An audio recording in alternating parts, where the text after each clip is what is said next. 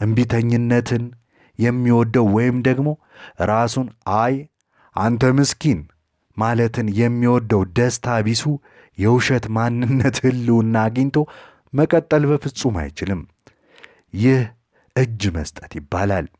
እጅ መስጠት ደካማነት አይደለም። በእጅ መስጠት ውስጥ የላቀ ጥንካሬ አለ። እጅ የሰጠ ሰው ብቻ ነው መንፈሳዊ ኃይልን የሚቀዳጀው። እጅ ስትሰጥ ሁኔታውን በተመለከተ ውስጡን ለቄስ ብለህ ትገላገላለህ። ውስጣዊ ትግል ሳያስፈልግህ ሁኔታው ተለውጦ ታገኘዋለህ። በማንኛውም ረገድ አንተ ነፃ ሰው ትሆናለህ። በሌላ በኩል ደግሞ አንተ ማድረግ ያለብህ ነገር ግን ያላደረግከው ነገር አለን? ተነሳና አሁን አድርገው።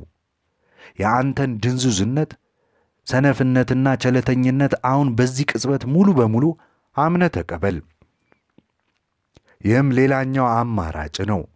ምርጫ ከሆነ ይህንን አሳምረህ ተረዳው። በዚህ ደስ ይበልህ።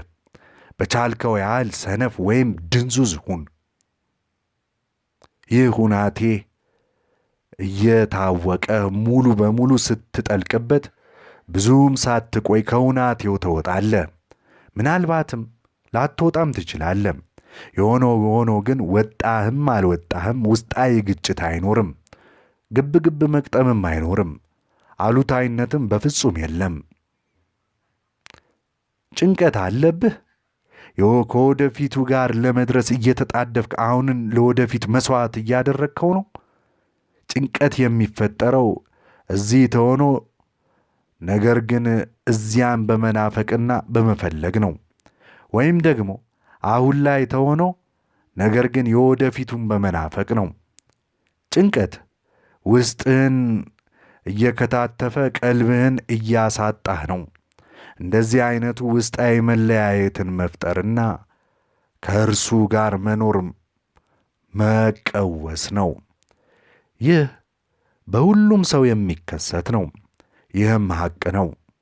ነገር ግን ይህ ሐቅ ቀውስ ላለማስባል ምክንያት አይሆንም።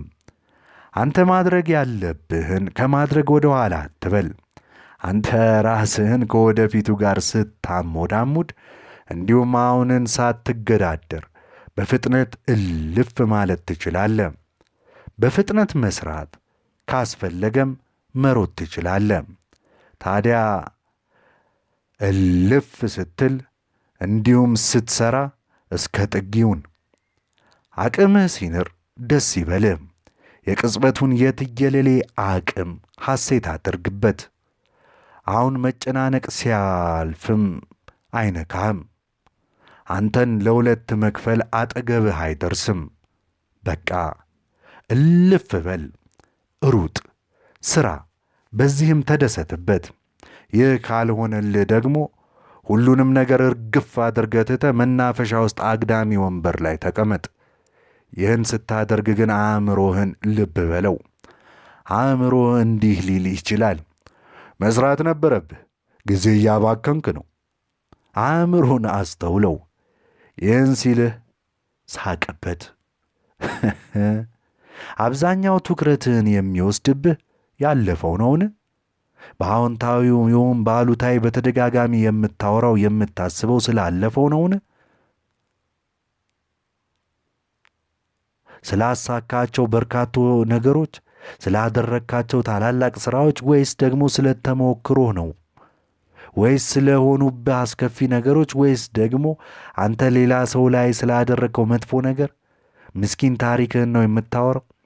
የሐሳብህ ፍሰት የጥፋተኝነት ስሜት፣ ኩራትን፣ እርባና ቢስነትን፣ ቁጣን፣ ጸጸትን ወይም ደግሞ የኔ ነገር አክትሟል የሚሉትን ሐሳቦች ይፈጥርብሃልን?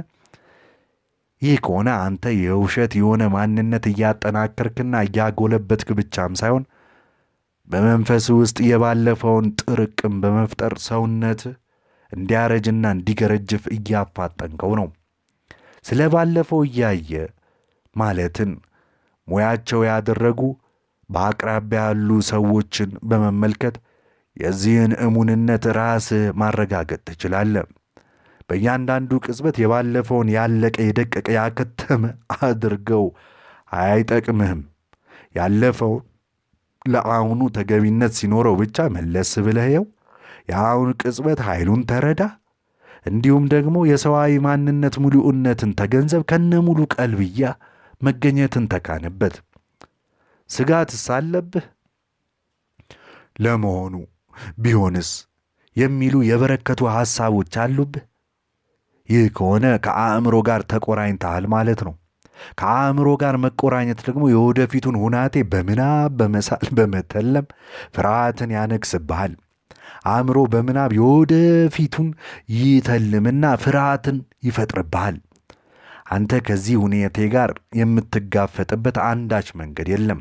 ምክንያቱም የወደፊቱ ገና አልተከሰተምና የአእምሮ ቅዠት ነው። ይህንን ጤናነት ሕይወትን የሚያዝግና የሚያበላሽ የአእምሮ መቃወስ ልታስቆመው ትችላለህ። በቃ ሳትለፋ ሳትወጣና ሳትወርድ ለአሁን ቅጽበት ዕውቅና በመስጠት በቀላሉ ልታስቆመው ትችላለህ። ራስን ወደ አሁን ለመመለስ ስትተነፍስ አተነፋፈስህን ልብ በል። ወደ ሰውነትህ አየር ሲገባና ሲወጣ አየሩ ይሰማ።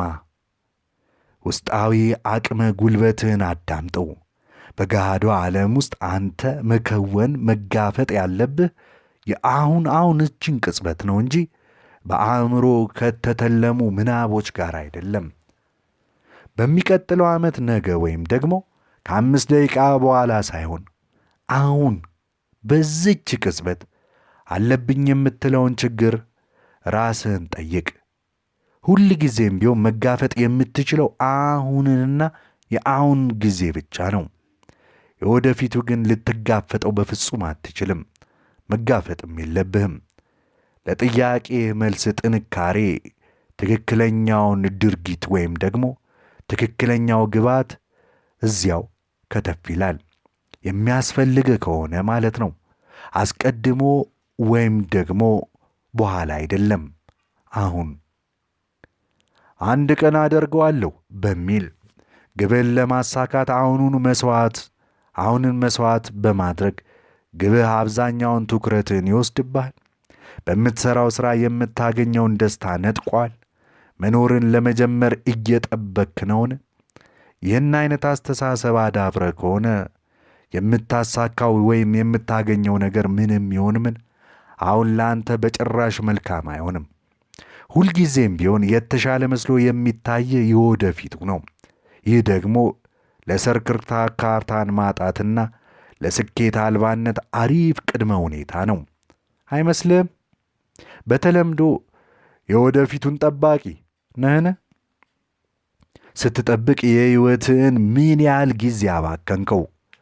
ዋና መብራት ለመክፈል ወረፋ መጠበቅን፣ የትራፊክ መጨናነቅን፣ የአየር መንገድ ላይ ወይም ደግሞ አንድን ሰው እስኪመጣ መጠበቅ፣ ሥራን ለመጨረስ መጠበቅ፣ ይህን የማድረግ መጠበቅ፣ ይህን የመሰሉትን አይነቶችን መጠበቆችን መጠነ ሚጢጢ ጥበቃ እላቸዋለሁ።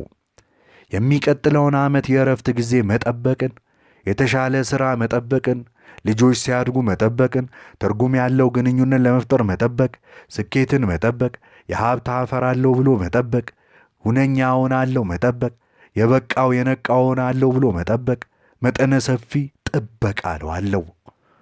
ሰዎች መኖርን ለመጀመር ሕይወታቸውን ሙሉ ሲያባክኑ ማየት ያልተለመደ አይደለም። መጠበቅ የአእምሮ ስሪት ነው። አንድምታውም በዋነኝነት አንተ የምትፈልገው የወደፊቱን መሆኑን ሲሆን አሁንን አትፈልገውም ማለት ይሆናል።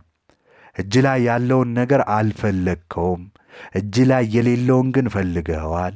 በማናቸውም መልኩ የሚደረግ መጠበቅ ሳይታወቅህ በዚህና በአሁን ማለትም እጅ ላይ ባለውና ባልፈለግከው መካከል በአእምሮ በተተለመው የወደፊቱ ማለትም አንተ መሆን የምትፈልገው መካከል ውጫዊ ግጭትን ትፈጥራለህ። ይህ ደግሞ አንተን አሁንን እንድታጣው በማድረግ የሕይወትህን ለዛ እጅጉን ይቀንሰዋል። የሕይወትህን ሁኔታ ለማሻሻል መጣጣር ምንም ስህተት የለበትም። የሕይወትህን ሁኔታ ማሻሻል ትችላለህ። ሕይወትህን ግን ማሻሻል አትችልም። ቀዳሚው ሕይወት ነው፣ ማለትም ውስጣዊው። ጥልቅ ሰዋዊ ማንነት ነው ቀዳሚው። ይህ ሰዋዊ ማንነትም ጥንቅቅ ያለ ምዕሉ እንዲሆን እንከን የለሽም ነው። ያለህበትን ሁናቴዎችና ተሞክሮዎችን ያመጣው የሕይወትህ ሁናቴ ነው። ግብ መተለምና ነገሮችን ለማሳካት መጣጣር ምንም ስህተት የለበትም። ስህተቱ ያለው ይህንን ለሕይወት ለዛ ማለትም ለሰዋዊ ማንነት ምትክ ስታደርገው እዛ ላይ ነው። የተተለመ ግብ ጋር መዳረሻው ብቸኛው መንገድ ደግሞ አሁን ነው። አለበለዚያ ግን አንተ ለአንድ ሕንፃ መሠረቱ ላይ ትኩረት የሌለ ነገር ግን የሕንፃው የላይኛው ቅርጹ ላይ ብዙ ጊዜ የምታባክን አርክቴክት ሆንክ ማለት ነው። ለምሳሌ ብዙ ሰዎች ብልጽግናን ይጠብቃሉ። ብልጽግና ወደፊት አይመጣም። አንተ የአሁን ጊዜን እውነታ ማለትም ያለህበትን ማንነትን አሁንን እየሠራው ያለኸውን ነገር ስታከብረው፣ ዕውቅና ስትቸረው፣ በአጠቃላይ አሁን ያለህበትን እውነታ አምነ ስትቀበል፣ በእጅ ላይ ያለውን ሙሉ በሙሉ በጸጋ ስትቀበለው ባለ ነገር አመስጋኝ ትሆናለህ። ላለው ምስጋና የምትቸር ለሰዋዊ ማንነት ምስጋና የሚገባህም ትሆናለህ። እውነተኛው ብልጽግና በዚህች ቅጽበት ሕይወት አሁን 9 ሳትሆን 10 ናት፣ ሙሉ ናት በሚል እሳቤ ምስጋና ማድረስ ነው። ይህ ወደፊት አይመጣም። ይህን ስታደርግ ያ ብልጽግና ጊዜውን እየጠበቀ በተለያዩ መንገዶች ለአንተ ከተፍ ይልልሃል። አንተ ባለህ ነገር የማትረካ ከሆነ ወይም ደግሞ አሁን የጎደለብህ ነገር ተስፋ የምትቆርጥ ወይም ደግሞ የምትናደድ ከሆነ ይህ ምናልባት ባለጸጋ እንድትሆን ሊያነሳሳ ይችል ይሆናል። ነገር ግን ሚሊዮነር ብትሆንም እንኳ ውስጣዊ ጎዶሎነት አንተን አይፋታህም። ውስጥህ የሆነ ነገር ጎድሎበት ትቀጥላለህ። እናም ደግሞ ጠሊቅ ውስጥህን እርካታን ነፍገህ ትቀጥላለህ። ገንዘብ ሊገዛው የሚችለውን ፈንጠዝያ ሁሉ እንዳሻ ልትፈነጭበት ትችላለህ። ነገር ግን የባዶነት ስሜት ሂደት መጣ እያለ ይጎበኛሃል። እናም ሌላ ቁሳዊ ወይም ስነ ልቦናዊ ደስታን ትሻለህ። ለሰዋዊ ማንነትና ለብቸኛው እውነተኛ ብልጽግና ማለትም አሁን ሕይወት ምሉ ናት የሚለውን የሕይወት ለዛዋንና ጣዕሟን አታጣጥመውም። ስለሆነም በአእምሮ ስሪት ተጠፍንገህ መጠበቅን እርግፍ አድርገህ ተወው። ራስህን ወደ መጠበቅ ሁናቴ ውስጥ ሸርተት እንደማለት ስትል ዘራፍ እምቢ ብለህ ሸርተት ካልክበት ውጣ። ወደ አሁን ቅጽበትም ተመለስ። በቃ እዚያው ላይ ሁን። እዚያው በመሆን ደስ ይበልህ።